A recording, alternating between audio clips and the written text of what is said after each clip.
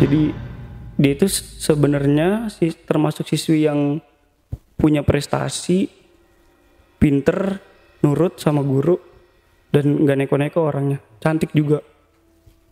Jadi ketahuannya itu pas udah hamil. Jadi teman-temannya sama guru-gurunya itu taunya dia hamilnya ya hamil sebatas kayak hamil sama pacarnya mungkin ya. Iya. Dan ternyata nggak taunya setelah diselidiki, diceritain sama penduduk setempat ya. Jadi itu anaknya sering bahasa kasar ya, berarti bahasa halusnya sama bapaknya itu dihamilin, diperkosa sama bapaknya, dipaksa gitu. Anaknya lagi tidur, bapaknya masuk ke kamar, maksa gitu, udah sekarang gugurin cepetan. Anaknya nggak mau tuh, nangis, nggak tahu bapaknya kesambet atau habis mabuk ya, ngeluarin garpu makan, diituin kayak itunya supaya biar keluar janinnya. Kemaluannya parah banget.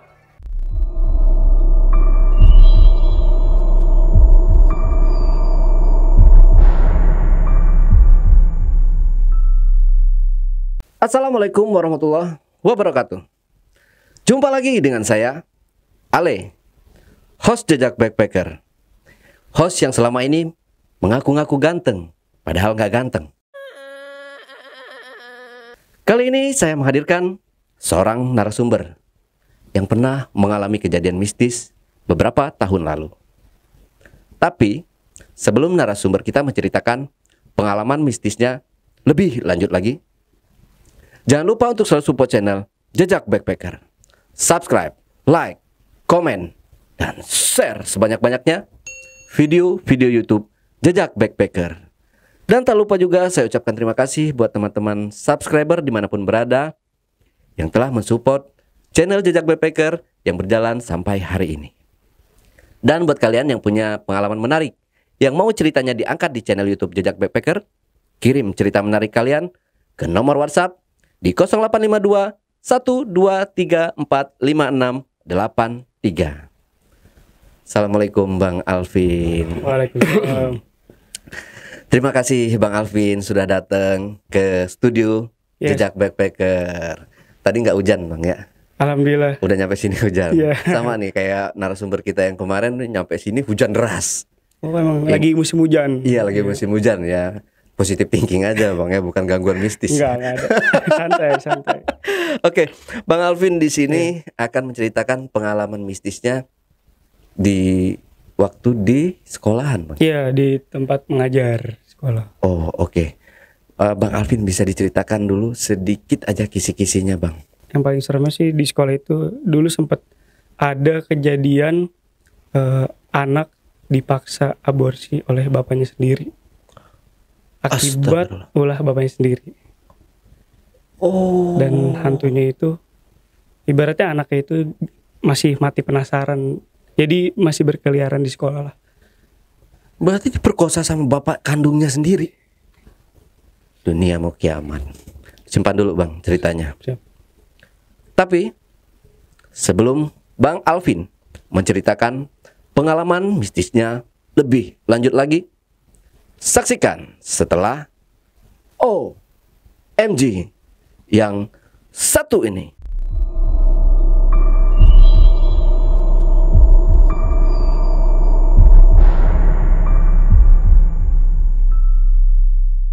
Aduh, saya antara emosi ini dengar kalau ada ayah kandung gitu kok bisa-bisaan ya. Oke, Bang Alvin, tanpa menunggu lama-lama nih, kayaknya seru nih ceritanya. Boleh langsung diceritakan aja Bang Alvin. Oke. Jadi kalau melihat dari latar belakang sekolahnya ini tingkat SMA, sekolah menengah atas. Tepatnya di Bekasi Utara, di Tarumajaya. Kalau misalkan dari sini patokannya pasti orang tua Harapan Indah lah. Oh ya. Oke ya. Jadi di sekolah itu dulunya awalnya terbentuk sekolah itu, sebelum ada sekolah itu dulu adalah rawa-rawa dan di tempatnya itu banyak gundukan tanah. Jadi di dalam gundukan tanahnya itu orang-orang sekitar sering menemukan ular. Jadi ada satu gundukan tanah isinya banyak ular-ular dan itu ular kobra. Oh. Di situ. Dan banyak sekali pohon waru. Pohon waru itu kalau misalkan orang pada umumnya menyebutnya pohon Kamboja, model-model pohon Kamboja yang ada di kuburan lah. Mirip-mirip seperti itu. Nah, akhirnya dibangunlah sekolah itu. Bangun sekolah itu pada tahun sekitar 1995 lah. Jadi pada saat dibangun sekolah itu emang udah terkesannya ini kok kayaknya bangunan angker banget. Jadi pada saat dibangun juga banyak kejadian-kejadian aneh lah pada saat pembangunan.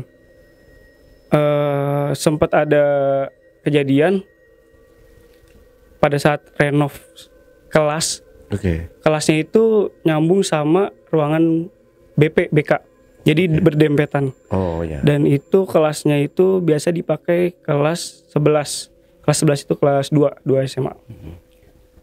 Jadi sebelum direnov kan barang-barang di dalam ruangan BP diturunin semua, dibersihkan semua, termasuk AC. Jadi pada saat dibersihkan AC diturunin ke bawah sama si tukangnya.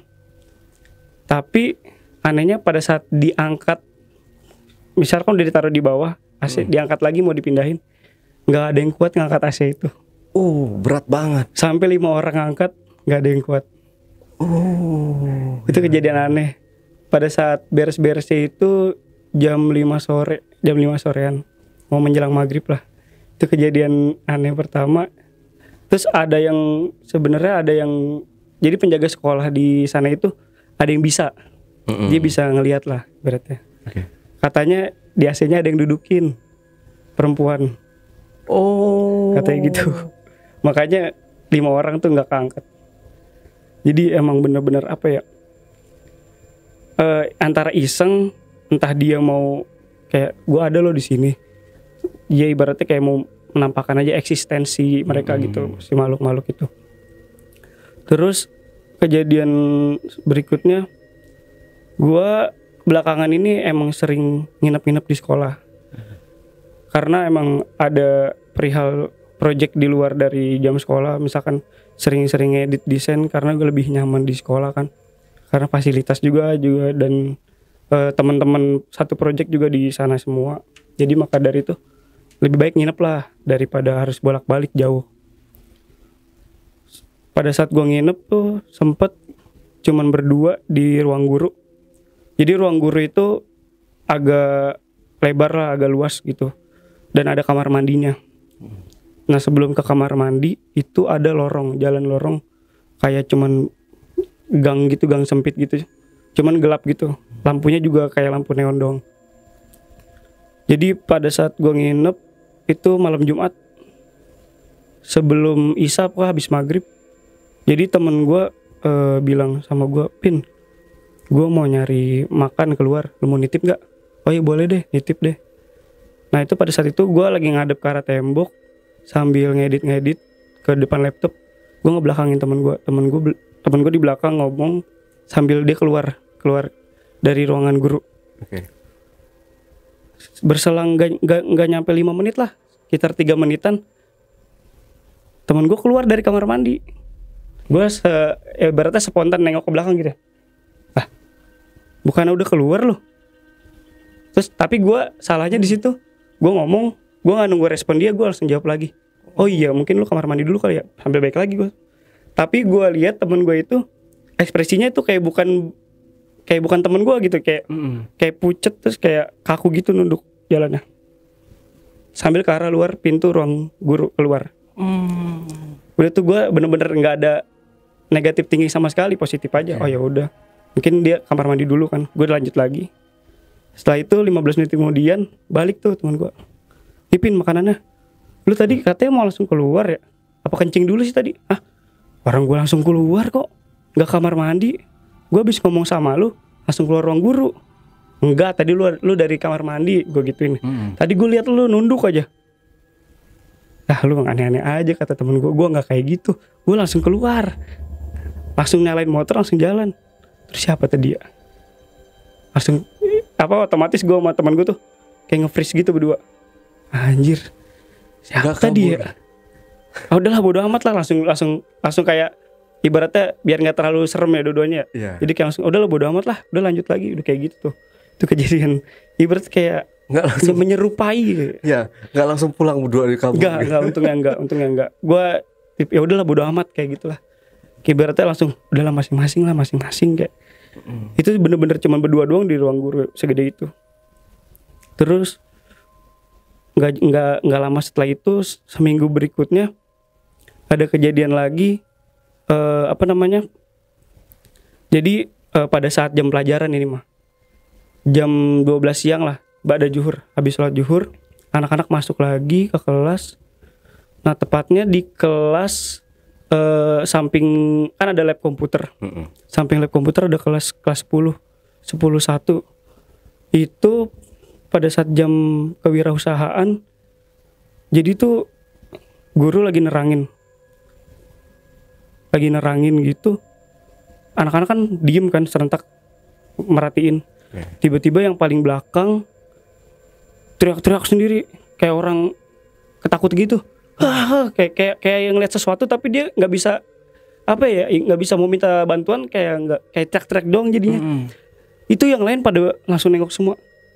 Kenapa sih lu pada kayak gitu. Itu pada saat itu pas pelajaran PKWU itu ada saya juga. Saya lagi kan kalau guru biasanya kalau lagi ngajar ada dokumentasi video lagi. Pas banget lagi ngedokumentasi video, dia teriak-teriak, kenapa sih? Jadi dia posisinya di belakang tapi di tengah-tengah. Dia kayak ngeliatin ke satu sudut depan di atas lemari. Dia kayak matanya melotot terus teriak-teriak, kayak ketakutan gitu, kayak ngeliat sosok yang bener-bener serem. Tapi kita semua nggak ada yang lihat, kayak dia doang yang sadar ngeliat itu. Pada saat teriak-teriak gitu, ya udah otomatis gurunya juga berhenti nerangin, langsung bener-bener kenapa digituin. Kayak nggak sadar, bener-bener kayak orang kejang-kejang ngeliat sesuatu gitu, kaget. Tuh pas habis dari situ langsung tuh dipanggil guru agama, ustadz. Dateng diobatin lah. Itu sempat ngamuk-ngamuk juga tuh. Jangan ganggu. Oh ternyata pas dianya ini bilang iya, pas udah sadar katanya tadi saya ngelihat di atas lemari ada ibu-ibu duduk. Saya nggak tahu duduk. Tapi perwujudannya bukan orang pribumi. None Belanda gitu. Oh, ada. Oke. Terus dia katanya nggak suka sama kelas ini karena anak-anak sering teriak-teriak kalau pas jam istirahat. Sama ada yang teriak-teriak ngomong kotor gitu. Jadi dia kayak nggak suka. Ibaratnya kayak ngasih peringatan ke melalui murid itu.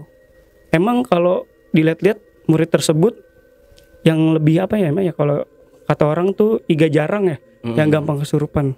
Itu jadi ke dia kayak ngasih peringatannya supaya kelas ini bisa lebih tertib lagi, bisa lebih baik lagi ya. Karena emang kelasnya kalau bahasa kasar chaos banget gitu, nggak bisa diatur anak-anaknya. Tuh. Dan ternyata dari cerita tersebut pernah juga ada yang ngalamin di samping kelasnya. Jadi kelas itu seperti aula, jadi modelnya satu kelas, terus ke kelas berikutnya cuman di sekat sama kayak rolling door. Jadi bisa di satu waktu kalau lagi misalkan acara rapat bisa dibuka, bisa tutup kayak gitu. Jadi emang di rolling door itu katanya ada anak kecil, sosoknya anak kecil tapi main hula hoop yang muter-muter itu. Jadi sewaktu-waktu pernah guru matematika lagi ngajar. Jadi sebenarnya di kelas sebelah itu yang di sebelah rolling door nggak ada anak-anaknya, nggak ada anak-anak belajar. Jadi kelasnya kosong karena pelajaran olahraga. Ya olahraga kan di luar di lapangan ngajar. Nah di sampingnya itu guru matematika lagi nerangin. Kan kalau nerangin kan otomatis anak-anak perhatiin. Tapi di kelas sebelah tuh berisik banget sampai rolling door begini. Kan kesel ya lagi nerangin. Diam dong sampai digedor-gedor sama gurunya, diam dong jangan berisik. udah ibaratnya habis kesabaran, keluar dari kelas itu, nengok ke kelas sebelah, gak ada siapa-siapa, sepi. Anjir. Makanya aduh apaan nih, dia kayak aduh udah dah baik lagi dah, dia kayak ngeliat bingung gitu. Tapi pasti kejadiannya siang kan ya? Iya siang, anehnya siang pada saat jam pelajaran. Terus sore nih, kan guru-guru pulang sekolah biasanya jam 3:30 absen. Kan absen pulang. Tapi ada 2 guru ini emang dia itu sekaligus pembina pramuka di sekolah. Jadi pulangnya agak maleman. Kalau ada acara pramuka tuh kan eskul lebih lama kan ibaratnya jamnya. Misalkan pulangnya anak-anak jam 3. Nah karena eskul itu kadang sampai maghrib. Nah di ruang guru nih kejadiannya. Jadi 5:30 lah sebelum sholat maghrib, sebenarnya pengen siap-siap ngambil wudhu itu kamar mandi. Karena kan yang tadi saya bilang kamar mandinya itu jalannya lewatin lorong gelap gitu kan. Oke. Ngelihat aja dari jauh udah takut gitu. Ih serem banget ya, pengen jalan sana ragu-ragu, apalagi sendirian di ruang guru. Udah tuh berdua doang di ruang guru, si ibu ini, ibu A dan ibu B lah ya namanya, guru matematika sama guru ekonomi. Nah yang guru ekonomi ini mau ke kamar mandi, mau ibaratnya buang air kecil kan. Pas di kamar mandi buka pintu, kalau perempuan kan kalau misalkan buang air kecil kan buka celana ya. Baru buka celana, pantatnya ditepok, ada yang nepok, plak. Udah sentak kaget lah. Itu belum pakai celana, hari lagi. Keluar bro, lah bu kenapa bu? Itu pantat saya ditepok bu. Itu kejadian jam 5:30. Ibu-ibu lagi aduh. Udah mau deket maghrib ya. Parah itu. Emang yang paling kuat itu apa ya? Kekuatan mistisnya itu di ruang guru. Di ruang guru paling. Ya. Karena di belakang ruang guru itu kebun kayak pohon pisang, pohon mangga, ada semua tuh di situ. Terus sama kayak tumpukan bangunan yang nggak kepake, yang udah lapuk lah ibaratnya itu di belakang itu lembab. Tahu sendiri kan jin gitu kan di ruangan yang lembab gitu ya. Jadi emang banyaknya tuh kejadian-kejadian itu di ruang guru. Nah terus kejadian lain sama di kamar mandi juga. Tapi si guru matematika emang dia pulang sore terus. Setiap pulang sekolah itu biasanya dia nunggu jalanan sepi lah, kan emang macet mulu kan kalau orang-orang pulang sekolah barengan. Jam 5 dia baru balik. Pas mau pulang ke kamar mandi dulu. Pas mau kamar mandi kan ada lorong dulu, belokan gini nih kamar mandi nih. Oke. Belok kamar mandi, pas di belokannya itu jump scare. Jadi ada perempuan rambutnya panjang ngagetin gini. Duh. Itu dia kayak nggak bisa ngapa-ngapain, lari. Pasan gue udah lari nih, tapi nggak gerak gitu. Pokoknya perempuan rambutnya panjang, nutupin wajah, tapi ketutupan wajahnya semuanya putih.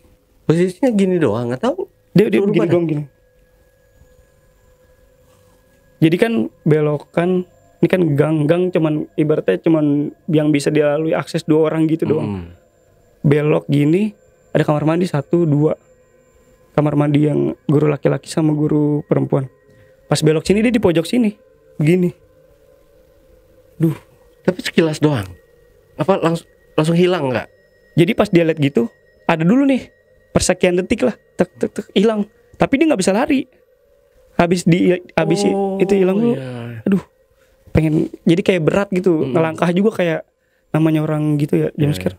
Ngelangkah juga jadi kayak berat. Takut gitu, ibaratnya mau lari kok. Perasaan gue udah lari nih, tapi kayak susah banget.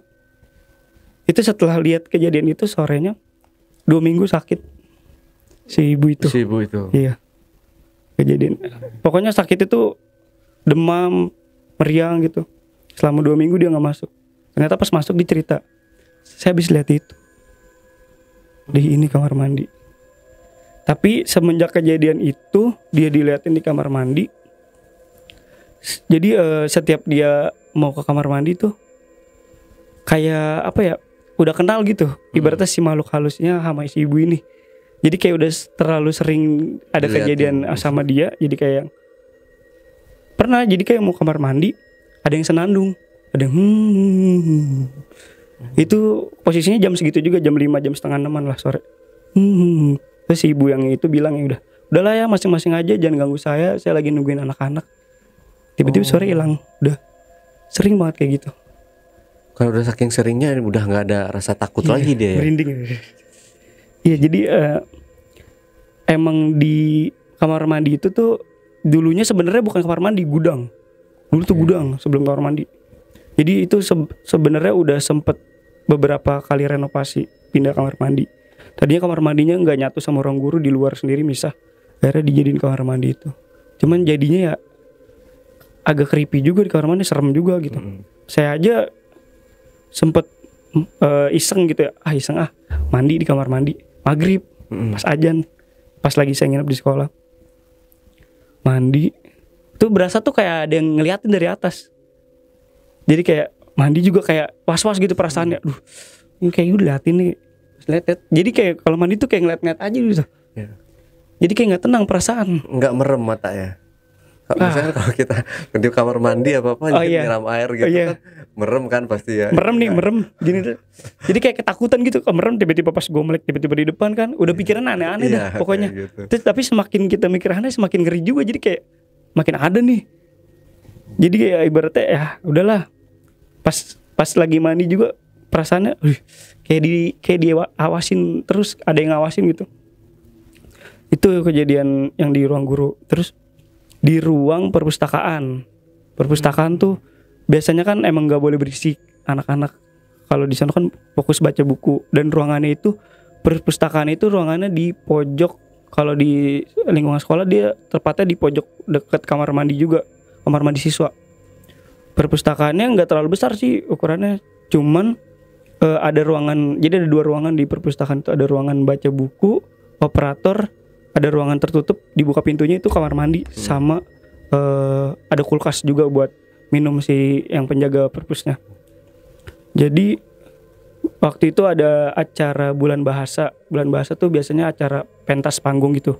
Nah panggungnya itu di depan, persis depan daerah perpustakaan. Jadi perpustakaan depan itu ada kayak kebun gitu, isinya pohon-pohon gede lah, pohon-pohon mangga yang gede-gede, yang rindang-rindang. Di situ dibikin panggung untuk pentas.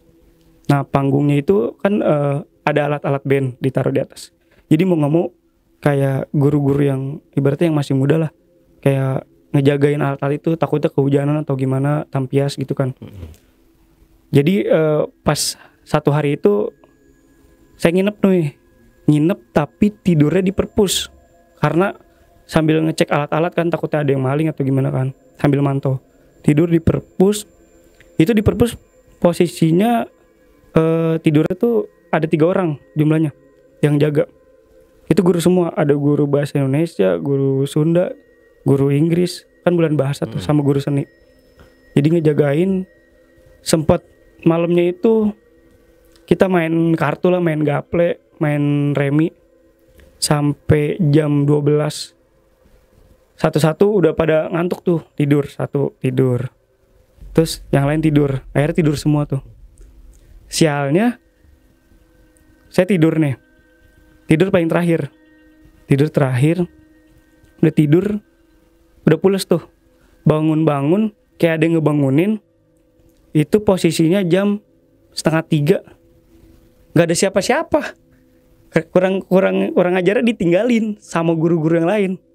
Jadi saya tidur paling terakhir, yang lain tuh saya tidur, dia pada bangun, pada pindah ke ruang TU tidurnya. Saya ditinggalin di ruang perpus sendirian. Jadi kayak dikerjain. Waduh sialan nih, pas bangun-bangun ya, aduh sendirian lagi neuk. Pengen nyusul ke perpus, keluar juga serem. Di luar juga banyak pohon mangga gitu kan, udah mikir udah aneh-aneh. Duh, serem banget, udah lah di sini aja lah. Lanjutin tidur, tutupan selimut. Bukan selimut sih, sejadah, pakai sejadah tutupan. Selimut sejadah sama sarung. Udah tuh nyoba merem. Tapi kayak yang diawasin gitu di perpus. Terus pas lagi tidur gitu, akhirnya pindah tuh. Karena tidur di tengah-tengah ruang perpus, di belakangnya rak-rak buku gitu kan, yang kayak ruangan rak tuh kan ada sekat-sekatnya, jalan lorong gitu kan, ngeri kan ngeliatnya. Sambil tidur udah pindah ke yang operator. Jadi ada meja, ada komputer. Nah saya di balik mejanya itu tidur, biar ibaratnya nggak kelihatan lah tutupan gitu. Udah mikirnya ntar ada yang lihat gue lagi gue tidur. Udah mikir kayak gitu aja udah takut kan bawaannya. Itu nggak lama setelah pindah ke situ baru juga merem mata, buku ada yang jatuh, jebrak. Sialan nih. Kaget kan, aduh, otomatis langsung, aduh, tiba-tiba tuh kayak badan kaku gitu, nggak bisa gerak, aduh, takut, udah takut banget, aduh, penasaran nih, tetap jatuh lagi, gubrak, aduh, udahlah beraniin, buka sejadah, nengok kan, ngelihat ke arah yang itu tumpukan lorong buku. Lah, mana buku yang jatuh? Gak ada. Udah tuh bengong dulu. Udahlah, tidur lagi. Debuk lah. Makin banyak nih yang jatuh. Gak jelas nih, gak bener nih. Pokoknya udah kesal sendiri. Udah ngedumel aja. Duh, selin banget nih. Ngeliat lagi tuh. Udah ibaratnya kesel ya. Lama-lama kesel kan digituin. Anjir, gue digangguin. Bangun saya samperin ke tempat yang jatuh. Pas samper gitu, gak ada apa-apaan ya. Cuman perasaannya di situ hawanya udah kayak ada yang nutupin kuping gitu. Ibaratnya, duh, itu baik lagi ya. Udah nggak berani. Tapi nggak ada buku yang jatuh sama sekali. Baik lagi, mikir kan, duh kalau gini terus takut nih ya. Nyalain komputer, setel podcast apa aja dah. Horor. Enggak. Kalau horor kan makin ini ya. Cari yang lucu-lucu aja, yang model-model kayak bercanda-bercanda. Suara podcast mah tetap ada suaranya. Nah, suara buku ada lagi. Debuk, tapi sekali doang, debuk. Pas habis suara buku jatuh, ada suara anak kecil ketawa. Anjrit, kesel banget. Duh, bener-bener nggak bisa gerak ya karena takut, pengen nangis itu. Sampai pengen nangis tuh, serius banget, saking takut ya. Duh, tolonglah ya, dalam hati gitu ya. Sampai baca ayat kursi aja salah, gara-gara saking takutnya ya. Duh, mana nih, gak bisa ngapa-ngapain. Itu sampai ngumpet di bawah gitu. Di atasnya komputer nyala, podcast tetap nyala tuh. Duh, gak bisa ngapain nih. Sampai telepon temen yang rumahnya deket situ ya. Tolong dong, sini dong. Gimana, gue lagi di rumah. Kebetulan bangun tuh pas telepon. Nah, nelponnya juga perempuan. Mana mungkin perempuan di sekolah suruh kan. Jadi kayak buat nemenin doang gitu ya. Pas udah nelpon udah dimatiin tuh. Udah nelpon udah aman. Suara anak kecilnya kayak ada yang kayak kayak gitu, kayak ngomong sama temennya tapi gitu doang. Tapi suara tuh kayak deket banget di kuping. Jadi kayak aduh, deket apa samping yang ngerinya ya. Tapi keadaan masih ketutup gitu. Duh, ngeri banget itu. Bener-bener kayak setengah pengen nangis, pengen teriak, tapi nggak bisa gitu. Aduh, udah kedengeran tuh. Kayak begitu lama tuh, bener-bener nge-freeze. Tapi suaranya cuman sebentar ada, sebentar nggak, kayak gitu. Jadi suaranya tuh kadang kenceng, kadang hilang, kadang kecil. Gitu terus tuh sampai jam berapa ya kalau orang-orang ngaji sebelum subuh tuh ada ngaji dulu kan di masjid biasanya. Nah udah hilang tuh. Udah ibaratnya udah bisa keringetan gitu. Tadi udah bener-bener dingin. Badan juga nggak bisa ngapa-ngapain. Aduh. Ya udahlah. Akhirnya buka kan, beraniin kamar mandi lah. Kamar mandi. Ambil wudu. Iseng. Sehingga pernah sholat tahajud kan. Sholat tahajud. Kayak ada yang di belakang ikut sholat nih perasaan. Aduh. Makin ada aja ini ya. Jadi sholat tuh antara khusyuk gak khusyuk. Pengen iseng begini takut ya kan. Udahlah. Sholat aja. Jadi bener-bener sholat tuh kayak bener-bener sholat gak sholat. Sholat tapi takut was-was. Sampai selesai sholat juga perasaannya pas nengok, aduh berat banget. Udahlah. Tapi gak ada apa-apa pas udah sholat. Jadi kayak bener-bener ada yang ngikut sholat. Jadi makmum. Itu bener-bener kejadian di perpus. Wah, parah banget itu. Nah besoknya marah dong ya otomatis ya ke temen. Lu ngapa sih ninggalin gua, tega banget lu. Lu gua bangunin susah banget. Jadi sebelum mereka ninggalin saya, dibangunin sampai susah banget, sampai bangun. Gak bangun. Udah sampai kesel ya. Udahlah tinggalin aja lah. Udah keblok kayak gitu. Padahal mah gue sendiri nggak ngerasa dibangunin sampai sebegitunya. Jadi kayak benar-benar nggak ada yang ngebangunin, tiba-tiba bangun sendiri. Jadi menurut pengakuan teman-teman, lu susah banget dibangunin. Nah akhirnya besoknya cerita sama penjaga perpus. Penjaga perpus itu emang udah pengalaman sama tempat itu, jadi tahu gitu seluk beluknya tempat itu. Cerita dong pagi-paginya, malam gua nginep sini, ditinggalin dong, tidur sendiri. Tadinya mah bertiga. Wah lu kasian banget lu. Terus lihat apa? Dia langsung bilang gitu, kayak seolah-olah udah tahu di perpus itu ada apa. Gak ngeliat sih, cuman suara-suara doang dikerjain. Suara apaan? Anak kecil ya? Kok tahu sih? Lah di sini mah banyak anak kecil. Aduh, langsung sialan, pantesan anak-anak semua nih. Jadi kayak ibaratnya dia tuh udah tahu lah di sini tuh emang banyak banget anak kecil, udah tahu. Jadi kayak sebelumnya mungkin si penjaganya perpusnya udah pernah juga, tapi dia nggak mau cerita sama gue. Kenapa sih emang dulu? Udah pokoknya ini ada anak kecil di sini. Emang dia nggak ngeganggu, cuman kayak ngajak main nggak gitu juga. Gue merinding setengah mati malam. Emang diapain? Buku jatuh, gedebak-gedebuk. Pokoknya terus dia ketawa-tawa. Ya emang begitu. Kata dia, gue juga dulu gitu, tapi gue bodo amat.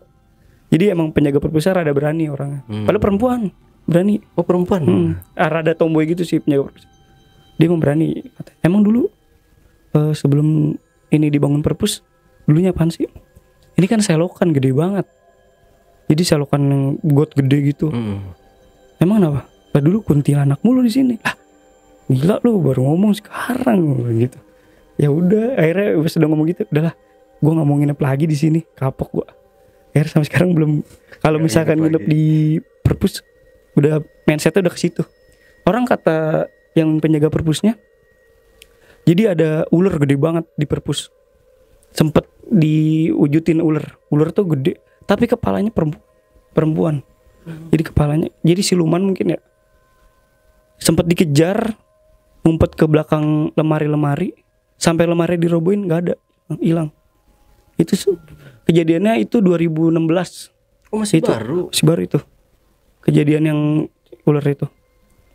Jadi katanya emang di sini mah apa ya? Ada antara ada dan tiada gitu. Jadi mau dibilang serem, ya serem. Dibilang percaya nggak percaya juga ya emang begitu adanya di perpus. Di perpus. Terus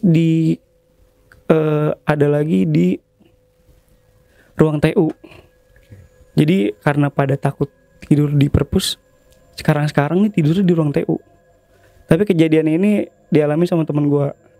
Jadi biasanya kan kalau sekolah sampai hari Jumat doang tuh kan, sampai hari Jumat efektif belajarnya. Sabtu itu biasanya eskul doang. Jadi temen gue karena males balik, tidurlah di TU. Biasanya di TU emang tidur ada 4 orang tuh. Cuman 3 orangnya balik, dia sendirian nginap di TU. Malam-malamnya mah biasa, cuman pas udah menjelang dini hari jam 1 malam dia tidur jadi di TU emang gede sih, ada lorong juga, kamar mandi, dapur, lorong, pintu kepala sekolah, belok kiri itu ruangan kesiswaan. Dia tidur di sofa ruangan kesiswaan, ada sofa gede. Tidur tutupan selimut. Emang kalau anak-anak yang nginep di TU emang pada bawa kasur lipat sama selimut. Jadi udah siap gitu, emang udah setelan nginep. Iya. Tutupan selimut, tidur. Terus dia karena banyak nyamuk ya di sofa, pindahlah ke ruangan kesiswaan. Di yang ruangan kesiswaan di depan pintu. Kan pintu ditutup. Dia tidur di sini, di ubin di lantainya. Sambil gelar kasur lipatnya. Tiduran. Kan kalau pintu kan pasti kelihatan apa sih antara celah antara lantai sama pintu tuh. Ada bayangan gitu kan. Bayangannya. Ngadep ke bayangan. Itu dia sambil nonton YouTube tuh padahal. Pas ngeliat ada yang jalan. Tek. Posisinya emang dia sendirian di TU, enggak ada siapa-siapa. Itu jam 1 malam. Tek. kaki orang. Lihat di bawah pintu itu. Iya, dari yang selip Iya. apa yang cerita. Dia otomatis dia teriak, takutnya kan satpam ya iseng masuk ya. Droy, itu lu bukan? Gak ada yang nyaut. Itu dia pas habis ngeliat itu bangun buka pintu. Woi, ngapain lu? Dia keluar nyamperin, gak ada siapa-siapa. Sampai ke pos satpam dia emang mastiin ya, ini beneran gue dikerjain apa enggak ya. So, pos satpam emang lagi nggak ada yang jaga. Jadi gerbang sekolah dikunci. Kalau kan biasanya satpam keluar kunci gerbang sekolah kan biar nggak ada yang masuk. Lagi mungkin nggak tahu, biasanya beli makan sih kalau keluar. Kunci gerbangnya sampai digembok juga di bawah satpam. Wah, kagak ada orang nih berarti sekolah, gua doang sendiri kata temen gua. Ya udah akhirnya balik lagi ke tempat tadi dia tidur, ditutup lagi pintunya. Kan masih kelihatan lagi kan. Iya. Itu kursi yang biasanya di operator TU yang apa sih yang ada rodanya yang bisa muter-muter. Iya. Ya kan, kursi komputer. Ada yang dorong ngelewatin jalan situ. Geregek. Langsung bener-bener gak bisa ngapa-ngapain. Anjrit. Langsung bener-bener nge-freeze. Tapi dia arahnya ini kan pintu kesiswaannya. Temen gue tidur di belakangnya sambil ngeliat daun pintu kan yang di ini bawahnya. Jadi kursinya itu dari arah depan ngedeketin ke pintunya si temen gue ini. Geregek. Jadi dia tahu jelas ngintip dari sini. Tahu jelas tuh dari jauh deket rodanya tahu. Gerak pelan-pelan gitu. Dek. Udah deket mundur lagi tapi terus pokoknya itu terus kejadiannya sampai subuh begitu terus. Terus temen gue gak bisa ngapa-ngapain begitu. Bener-bener nge-freeze. Bener-bener udah nggak gerak sama sekali. Jadi kayak aduh kayak menyaksikan itu mondar-mandir terus. Cuma bengong aja. Iya, parah banget itu. Dia sampai kapok nggak nginep lagi. Maksudnya nggak berani nginep sendirian di ruang TU. Gara-gara emang kejadian yang kursi jalan gitu. Kayak sengaja kalau dia mikirnya kayak ada orang yang ngedorong tek mundurin lagi, maju lagi. Begitu terus. Kayak dimainin doang berarti. Iya, ngeri dah. Yang kita nggak mikir kalau di ruang TU santai gitu ya. Auranya nggak ada apa-apa gitu ya ibaratnya. Karena emang banyak orang kan yang nginep situ. Tapi pada saat nginep sendiri ternyata ya digituin juga ada. Karena emang kalau dilihat-lihat di ruang TU itu belakangnya kolam ikan. Ngeri. Karena emang sesuatu yang berhubungan dengan air kan. Ya itu, serem banget. Sampai sampai bener-bener temen guanya besokannya habis dari situnya balik cerita kayak gitu aja sama yang orang TU nggak berani. Itu baru cerita belakangan ini dari kejadian tersebut. Gue juga pernah dulu kayak gitu. Terus maghrib di TU lagi nyalain komputer. Jadi ada jendela gitu panjang. Jadi ada beberapa pintu jendela ya. Ada 5 apa 6 gue lupa. Jadi ada orang tinggi gede putih jalan. Nah pas di tengah jendela gini berhenti ngegedor dor jalan lagi. Itu disaksiin sama teman gue yang di TU. Dia tuh lagi ngeprint kerjaan sampai dia tuh ngeliat sosok itu dikiranya tuh temennya. Jadi emang di sono ada satpam yang perawakannya gede juga. Dipikirnya tuh dia. Dor. Pok, ngapain lu gedor-gedor? Pas ditanya ke satpam, dia nggak jaga hari ini. Siapa tadi ya? Langsung anjrit. Bener-bener akhirnya nyaksin sendiri. Dia soalnya awalnya nggak percaya. Nggak percaya di situ. Nggak percaya. Setelah kejadian itu, oke gue baru tahu deh tuh. Terus kejadian lagi ada lagi di ruang TU juga. Di ruang TU sempet ganti pintu. Dulu kan pintunya pintu biasa lah kayak pintu kayu. Diganti yang model kayak ruko kaca. Oke. Dari luar kan nggak bisa lihat, kalau dari dalam bisa ngeliat keluar kan. Oh iya, one way. Iya one way. Nah di balik pintunya itu sofa gede buat kayak ruang tamu gitu. Dia lagi tiduran di situ maghrib sambil main Mobile Legends tuh, main game. Kayak ibaratnya kan namanya kita tiduran, ekor mata mengelihat ya. Lagi fokus ke HP. Di depan kacanya itu sosok yang dibilang yang tadi itu yang gede putih itu nongol. Maksudnya kayak tiba-tiba tapi hilang lagi. Temen gue kayak sosok Sempet kayak kaget juga lah, tapi nggak bisa teriak tuh, pengen teriak, aduh, kayak Kram, apaan sih lu, kata temen yang di dalam ya, apaan sih lu, sini cepetan, tolongin gua, sampai bilang kayak gitu. Nggak bisa gerak tapi tetap masih di sofa tiduran. Habis ngelihat kayak gitu, Kram, apaan sih lu, aduh anjir, ayo bangunin gua, sampai bangunnya dibangunin, saking lemesnya langsung. Besok baru cerita tuh, gue kemarin diliatin, kan percaya kan lu, gue bilang juga apa. Jadi temen yang tadi bangunin itu sebelumnya dia juga tidur di sofa itu, tidur tangannya begini ke pipi gini kan, tiba-tiba diginiin tangannya, kan bangun otomatis ya. Gini ya, iya gini kayak ya? Gini deh, nggak ada orang, siapa itu, dia nyari gitu, begini lagi nih, digituin lagi, langsung takut lah ya, udah 2 kali, nggak cuma sekali, begini lagi, langsung teriak-teriak juga sama, do sini do, langsung lemes badan dia, do sini do, temenin gua, apaan sih lu, sini cepetan. Jadi yang pertama kejadian itu yang tadi ngebantuin si Ikram itu namanya, ngebantuin dia ini ngebangunin dia. Sebelumnya kejadian sama temen yang satu lagi. Jadi dua-duanya udah ngerasain juga akhirnya di situ. Ada akhirnya parah. Terus emang di sekolah gue kan emang adatnya itu emang sering kejadian-kejadian yang di luar nalar ya, kayak bunuh diri, terus hamil duluan kan, kalau anak zaman sekarang ya pergaulan ya. Ini juga ada kejadian yang sempat menggemparkan satu Tarumajaya lah. Dan itu kejadiannya sama siswi di sekolah ini. Jadi dia itu sebenarnya termasuk siswi yang punya prestasi, pinter, nurut sama guru, dan gak neko-neko orangnya, cantik juga. Jadi ketahuannya itu pas udah hamil. Jadi teman-temannya sama guru-gurunya itu taunya dia hamilnya ya hamil sebatas kayak hamil sama pacarnya mungkin ya. Yeah. Dan ternyata nggak taunya setelah diselidiki, diceritain sama penduduk setempat ya, jadi itu anaknya sering bahasa kasar ya, berarti bahasa halusnya, sama bapaknya itu dihamilin, diperkosa sama bapaknya, dipaksa gitu. Jadi bapaknya sering banget ngegaulin anaknya kalau lagi ibunya nggak ada di rumah, karena ibunya kerjanya jadi ART, pembantu rumah tuh ya. Jadi kalau lagi ke rumah majikannya, di rumah cuma berdua, si bapak sama si anaknya diituin terus tiap malam. Nauzubillah min dzalik sih, parah.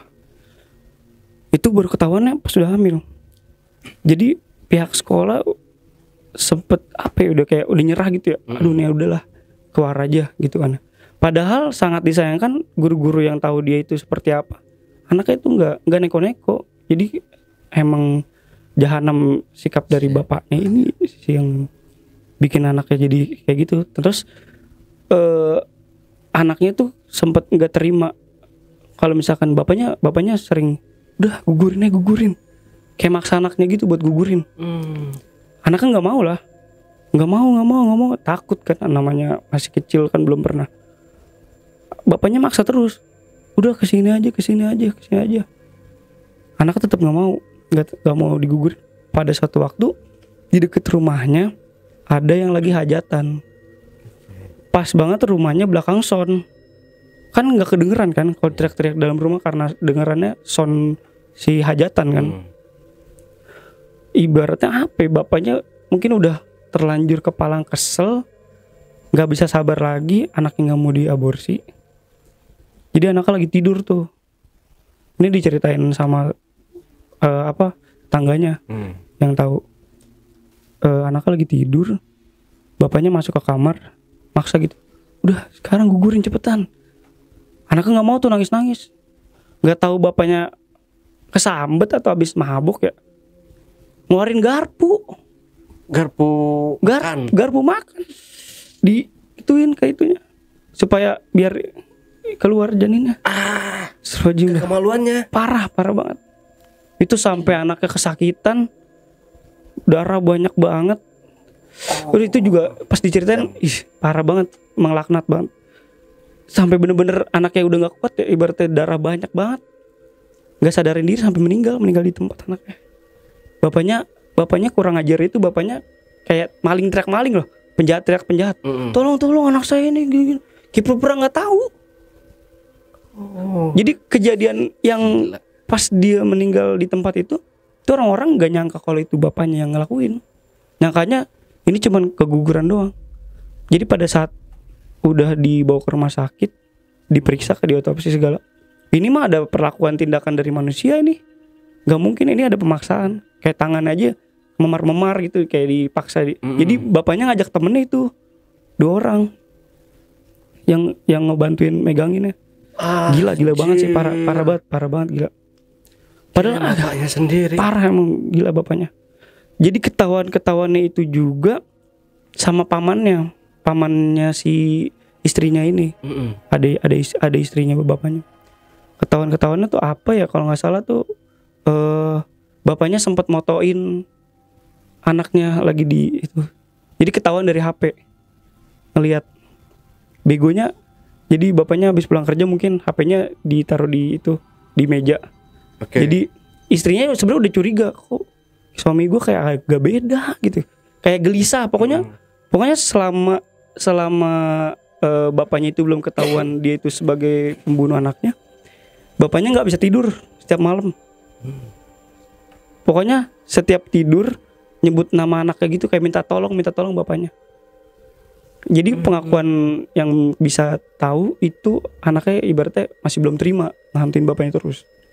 Jadi sampai bener-bener bapaknya udah kayak, aduh gue udah gak kuat ini, udah ibaratnya udah capek digituin mulu ya, udah kewalahan gitu lah, digangguin sama anak sendiri, digentayangin. Itu akhirnya ketahuan tuh, geger sampai bapaknya digebukin sama orang sekitar tuh. Wah gila lu, parah lu, anak sendiri, bener-bener. Sampai polisi, sampai rame di sekitar. Ketahuannya dari HP. Wah anjir, lah kok ini anak lu diginiin sih. Jadi bapaknya tuh moto sebelum di proses itunya, jadi foto dulu sambil dipegangin. Tapi gobloknya kenapa sampai kayak gitu ya, parah banget sih. Psycho banget. Iya parah. Nggak tahu itu kalau orang yang apa ya, normal mikirnya mabuk kali ya apa gimana gitu ya. Tapi kayaknya enggak deh. Masa sampai segitunya sama anak. Udah tuh orang-orang warga tuh udah kesel banget tuh, udah bener-bener jadi bulan-bulanan warga di situ. Sampai polisi datang, ditangkap lah. Nah pas ditangkap itu udah tuh, jadi menurut pengakuan warga, sebelum ketahuan bapaknya itu ngebunuh, jadi arwah si anaknya itu kadang suka nampakin. Sempet juga di sekolah sering ada di kelasnya. Dia tuh dulu kelas 11, kelas 2.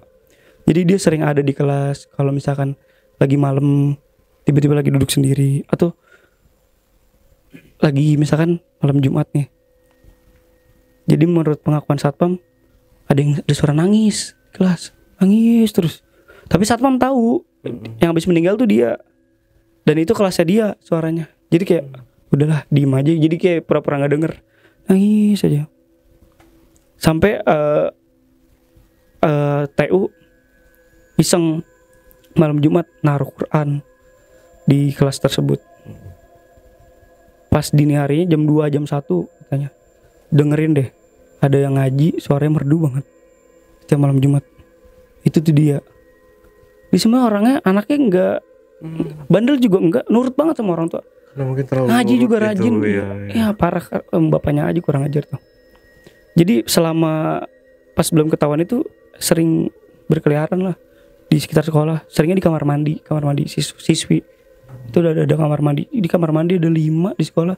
Kamar mandi yang tengah itu yang sering dia, mungkin dulu di sekolah dia sering kamar mandi itu. Jadi dia mainnya di situ. Ada terus nangis suaranya. Pokoknya yang tahu dia tuh misalkan gentayangan di sekitar situ, seringnya satpam sama penjaga sekolah yang suka bersih-bersih. Itu dia udah ngerti, udah ini masih ini, udah biarin aja. Jadi apa ya, agak-agak nggak wajar juga gitu matinya kayak gitu. Terus akibatnya juga jadinya seperti itu, dampaknya juga besar juga sama lingkungan tersebut. Ya udah sampai sekarang beliau masih di penjara, bapaknya masih ditahan sampai sekarang. Tahun berapa itu kejadiannya? 2015. 2015 ya. Nah, beritanya tuh pasti Orang masuk koran kok. Masuk TV apa ya? Kalau salah TV juga kayaknya. Tapi di koran ada. di koran ada. Pokoknya waktu itu bener-bener geger banget tuh, terkenal daerah Tanumajaya gara-gara itu. Oh, Parah sih. 2015 mungkin Liputan 6 dengar. kalau nggak salah deh. Sempat masuk deh kalau nggak salah ya. Gila ya. Parah sih itu, parah banget. Ada orang tua. Emang banyak saya dengar kalau udah berita-berita yang kayak orang tua menghamili anak kandung sendiri, Iya. mencabuli anak kandung sendiri. Iya. Ih, rasanya tuh pengen apa ya? Rasanya pengen mutusin peler. Iya, kemaluannya ya. Iya, anjing emang. Kayaknya sekarang nggak bisa dipungkiri juga, mau itu orang tua, mau itu gimana ya? Mungkin pengaruh Emosi apa ada, bisa jadi pengaruh hasutan makhluk, bisa jadi, mungkin nggak tahu deh. Itu udah gila itu. Iya, bener gila ya. banget, parah. Gila. Nah juga menjaga. Sekarang juga banyak, nggak cuma itu orang ini anak kandung sendiri ya. Iya. Ada banyak banget berita ya. Makanya saya kalau misalkan mohon maaf nih ya, kalau misalkan buat buat teman-teman yang menitipkan anaknya ke sekolahan terlalu ditinggal banget gitu. Yang nitip sekolahan atau ke guru ngaji. Iya. Kan banyak banget beredar nih, guru ngaji. Dia tamengnya guru ngaji. Iya, Tapi benar. di berita gila sampai mencabuli apa segala macam kayak gitu. Sekarang aneh-aneh. Kayaknya kalau gue lihat lebih baik kita bener-bener orang yang baragajul lah ibaratnya ya. Iya. Tapi biasa aja, nggak yang sampai gitu. Daripada kita inilah guru ngaji ini, tapi nggak taunya ini, nggak nyangka kan orang-orang jadinya. Pokoknya nggak habis pikir dah di situ. Jadinya pokoknya setelah kejadian itu juga di sekolah suasananya jadi yang kayak takut gitu. Jadi yang anak-anak belajar juga karena kedenger cerita tersebut, jadi yang kayak ntar ada yang ini Jadi turun temurun kan. iya, pasti jadi banyak ceritanya takut. itu. Dan sampai sekarang pun kalau misalkan saya iseng nih nanya-nanya ke orang sekitar sekolah, nanya-nanya perihal masalah itu, udah jangan diceritain di sini ya, anak kedenger. Jadi seolah tuh kayak dia masih ada di sana, masih ada di sekolah sampai saat ini. Nggak tahu walau alam itu, entah itu jin yang menyerupai kan mungkin. Tapi pihak sekolah sih lebih baik tutup mulut gitu, nggak mau nyeritain hal tersebut, walaupun itu nggak diangkat kemana-mana juga ya. Cuman kayak yang takut doang, takut aja pokoknya, takutnya kalau nyeritain kayak gitu. Takut ke diri sendiri juga kadang. Ada yang ngomong sama saya kan emang kadang orangnya tuh sama hal kayak gitu penasaran ya, sama juga padahal takut nih tapi seneng gitu, penasaran. Sempet ceritain dong, yaudah nih gue ceritain ya, tapi ntar malam jangan salahin gue. Nah apa sih lu nakutin gue? Jadi kayak gitu orang-orang sana. Kalau misalkan dia tuh nggak berani nyeritain, tapi kalau kita nyeritain ya oke aja, nggak apa-apa sama mereka gitu ya. Sok aja lu mau nyeritain kisah ini, nggak apa-apa. Tapi kalau gue disuruh cerita gue nggak mau gitu. Mereka pada kayak gitu. Tapi emang yang udah ya, kalau misalkan gue lagi ngomongin masalah itu di sekolah, gue setiap balik ke rumah tuh kayak ada yang ngikutin aja. Gak tau dah, emang kayak ke bawah-bawah ada yang pengen udah gitu, kayak yang pengen tahu gitu, pengen ngikut gue gitu. Gue bisa cerita itu kayak gitu sih, yang udah gitu. Tapi kalau ibunya sendiri, ibunya si cewek ibunya masih di situ. Masih ibunya wah, sempet shock, histeris. Udah kayak hampir masuk rumah sakit jiwa sih, hampir kena mental gitu, ibunya shock kan. Parah banget. Itu bener-bener aib luar biasa itu. Parah banget sih. Ibunya tuh anak kandung. Bener-bener sampai ditenangin sama tetangga-tetangganya, udah Bu ya, ikhlasin aja Bu, ikhlasin. Udah emang suami biadab ketika kata orang situ.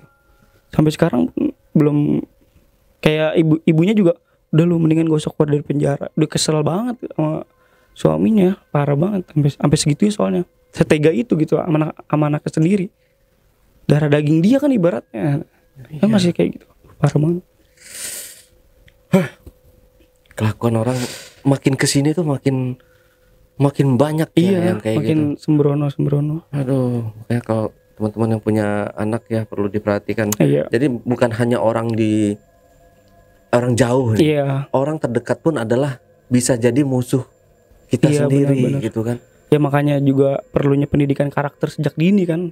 Jadi nanti Benar. tuanya nggak seperti itu. Mungkin karena orang tua kita zaman dulu nggak dididik seperti anak zaman sekarang, mungkin pendidikannya kan beda kan. Ya maka dari itu ya lebih lebih aware aja sekarang mah sama hal-hal kayak gitu kan.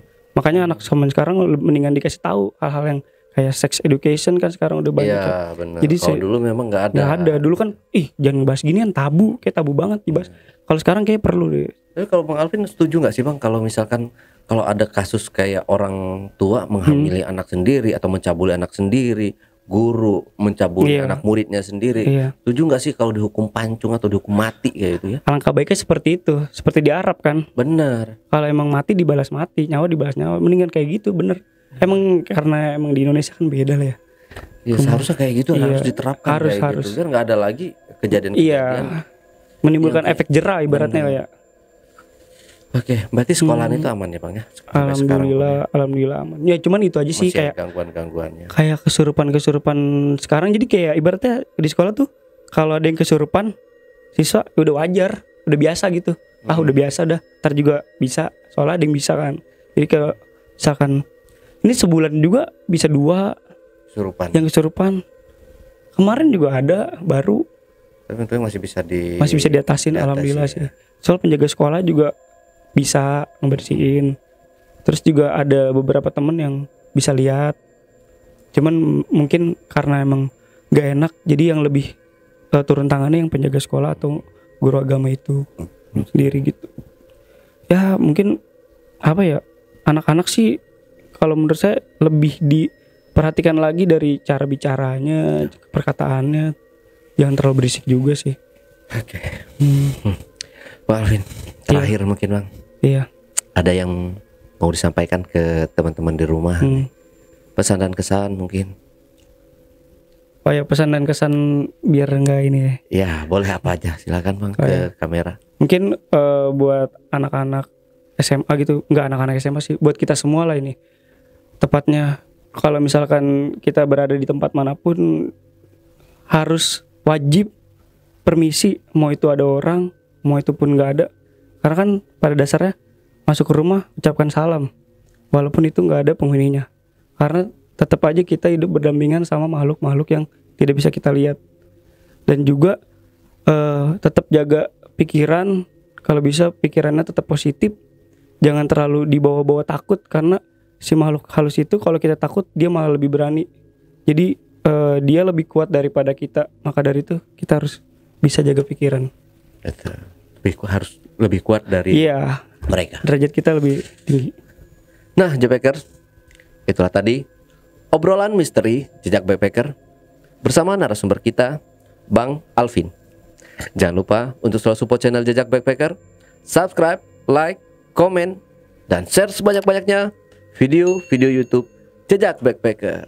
Dan buat kalian yang punya pengalaman menarik, yang mistis, horor, angker, yang mau ceritanya diangkat di channel YouTube Jejak Backpacker, kirim cerita menarik kalian ke nomor WhatsApp di 0852 1234 5683.